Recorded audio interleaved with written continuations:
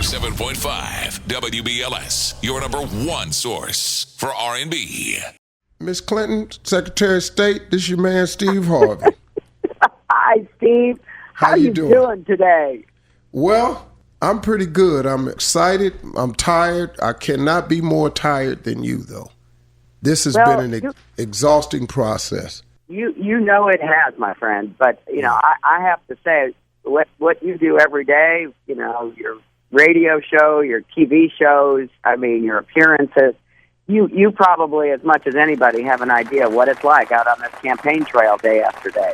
Well, my job is fun, and I don't have an opponent at my job. I tell you, you've handled this thing. Can I tell you something, madam? You've handled this thing about as well as with as much dignity and poise as I've seen anybody come under. Probably some of the most relentless attacks I've seen. And you have handled it with the poise and the leadership. That is kind of what I was looking for in the next president of the United States. Well, that means a lot to me, Steve, because, there is just so much at stake in this election. And it is a heavy responsibility to be asking people to vote for you. I'm grateful for all the support that I've gotten. But I also want everybody to understand that, we can build on the progress we've made. I don't buy into this dark, divisive, hateful vision of America. I really do think we can do a lot together, and I'm so proud to, have the chance to pick up the baton from President Obama and run my race to help people, get ahead and stay ahead. Yeah, and that's one of the things we've been pushing on this show so heavily. The divisive tone that the other campaign has run. I haven't heard anything about unifying or coming together. It's all been operated off of fear and divisiveness. But I think probably the most troubling thing for me as a morning radio guy that has to listen to it, if you take away all the he said, she said, if I just played the tape, the other day on the radio, I played a tape of just everything that your opponent had said from his mouth. Let's forget he said, she said. And it was an alarming array of quotes that we had. I think that we owe America a chance to have a person in the White House who is of the right temperament, who is of the right decision-making qualities, with some experience at it, to go in there and continue a lot of the things that President Obama has done, but unify the country. And I just think that's what we have in you. Well, that is what I'm going to try to do, Steve, and you put your finger on it. My criticism of my opponent has been to use his own words, to use his own actions. I'm not drawing conclusions. I'm letting, I'm letting voters draw their own conclusions. But literally, this man has insulted more than half of America. And he's done so with a fierceness, a negativity that is deeply alarming to me. Because I think one of the biggest challenges that the next president will face, and I hope I have the opportunity to work on this with you and others who have a public platform, is we got to bring this country together. You do such a great job of that on your show. You are so effective in being a uniter. You help to close the fund deficit every single day. And I'm not saying that being president is like being a host of a show. I'm not saying that, but I am saying that we need more of that spirit. More uplift, more of a sense of we're all in this together. And I don't want to start preaching on you, but, that's how I was raised. And I feel so strongly that America's best years can still be ahead of us if we come together. And that's why my slogan, Stronger Together, is what I believe. Right. And one of the things is, at this point, from my standpoint, there are very few undecided voters. I've heard a couple of them on Anderson Cooper. So it's very few undecided voters. What we're talking about right now, today, is to urge all registered voters within earshot of my voice to get to the polls, to not have an air of complacency, to not look at the electoral vote and think that we're in the lead. We don't want to leave anything to chance in this election because too much is at stake. We want everybody to get to the polls and vote. Well, amen to that, because it's exactly what has to happen, and especially because a number of states have been trying to suppress the vote, make it harder for people of color, young people, people with disabilities, older people. They've really tried to make it difficult, and we've been fighting back on that. But the ultimate rebuke for people who don't want you to vote is to show up and vote. And that's especially important in the so-called battleground states, because a lot of those states are where these efforts have been undertaken. Florida and North Carolina, Ohio, Arizona. These are places where there's been, even Pennsylvania, Steve, there's been a concerted effort to try to make the vote hard. And, look, I know some people are still, feeling like, well, does my vote really count? Does it matter that much? And honest to goodness, it's never counted more. We're going to have a new president on January 20th. It's either going to be me or my opponent. And we have very different views and visions about what we can do in our country. And if any of your listeners don't know where to vote, they can go to a site, iwillvote.com, put in their information and they can be told, or they can text JOIN, JOIN, to 47246. These are going to be the most important last days of a campaign in a really long time. I'm so grateful for the support that I'm getting, and I love seeing President Obama and Michelle out on the campaign trail.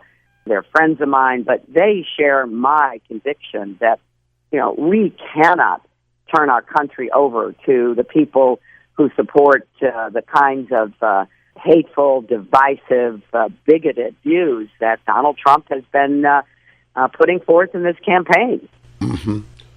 I think that we have a surprise for them on Tuesday. I know they like to say that they have surprises, but they have underestimated our voting power again. People who listen to this show are much smarter than they think. And we've had many conversations about this. And the polls, they just don't, the polls are not talking to us a lot of times. And just like in the last election where they had such a great lead in Ohio, and then when it got up to Elyria, Toledo, Youngstown, Lorain, Cleveland, all of a sudden it got turned the other way. The same thing is going to happen again because they're not talking to us. They haven't addressed anything concerning us. And we have a surprise for them on Tuesday. We are going to be at the polls in a much larger number than they thought or could imagine. And we're going to have a very, very powerful say in this thing because we are sick of the divisiveness. We're sick of the rhetoric of just nothing. Just nothing coming from the other side that says he should be commander-in-chief. And the insults that have gone to women, to Muslims, to Latinos, it's just enough is enough. And we've heard enough, and we've heard all we need to see. So we're at a point of action right now, everybody. We're just simply at a point of action. I am tired of people thinking that we don't matter. I'm tired of watching Fox put the same African-American deputy sheriff on TV and speaking for all of us. He doesn't. Haven't heard of him before this election. And after the election, he'll go away again, too. I've had a feel of it. I'm here every day in my community. We work in our community. You've done great things in the community, even with your foundation, your service record, the amounts of legislature that your name is on. It's effective. It's just so many things. I hate it when they say, well, 30 years, what have you done? A lot. An awful lot. No, I always, get amused by that because, as I said in one of the debates, I'll put my 30 years up against his any day, anywhere, anytime. Because, look, I care deeply about this country. I love this country, and I believe in the American people, and I want to be the president for everybody. But I particularly want to be the president for people and communities that feel left out and left behind, because that shouldn't be in the 21st century in our country. And we're going to really double down on a lot of the efforts that have been underway to try to create more jobs and housing and, transportation that can get people to the jobs that are out there. And I want to remove the so-called, cradle to prison pipeline and replace it with a cradle to college pipeline. We're going to really just double down on what we need to do. And you make a good point. I do think that people will be surprised by the turnout. Now, a lot of the states that we're working hard in, like Pennsylvania, like Michigan, like New York, like New Jersey, they're election day states. And so we need people to come out on election day, and we need them to be patient, because if you're right, Steve, and I tend to think you are, there will be long lines. And if we look back on history where we've got the other party in charge, sometimes those long lines are not by accident. Because you could go a mile away to a different neighborhood and you don't have the lines. And so I know that sometimes it's an extra burden on election day, but please, everybody, have your plans ready. Be sure to get there. Make sure you stay. We're going to be working lines with, water or other kinds of support for people, because we know it's a big challenge in a number of communities to actually get out and vote on election day because of the disparity of, voting resources. You can go to, one precinct and there's, 10 machines. You go to another precinct, there's 2 machines. I've seen that myself and tried to remedy it with some legislation that required equity in the voting place. But we're going to keep working on that, too. So don't get discouraged if you get out there on Tuesday and it's kind of overwhelming, because if Steve's right, and I think he is, a lot of folks want to show up and vote and show that they're rejecting the kind of divisive, dangerous vision on the other side. Well, we know how to wait. We've been patient for a long time, but we know how to get the job done. Hey, everybody, listen, it's iwillvote.com. If you have any questions about voting, just go to iwillvote.com. We need a big turnout in Ohio. We need a big turnout in North Carolina, in Pennsylvania, in Florida, Michigan, Wisconsin. We need big turnouts in these areas. And hopefully, Secretary of State Clinton, next time we talk, we'll be talking to the President of the United States. Well, I hope so, my friend, and it's been wonderful talking with you, and thanks for everything you do every single day to kind of get people focused and lift their spirits and, help them have the best lives they can have. Well, God bless you, Ms. Clinton, and thank you for joining us today, and we're going to stay on top of it for you.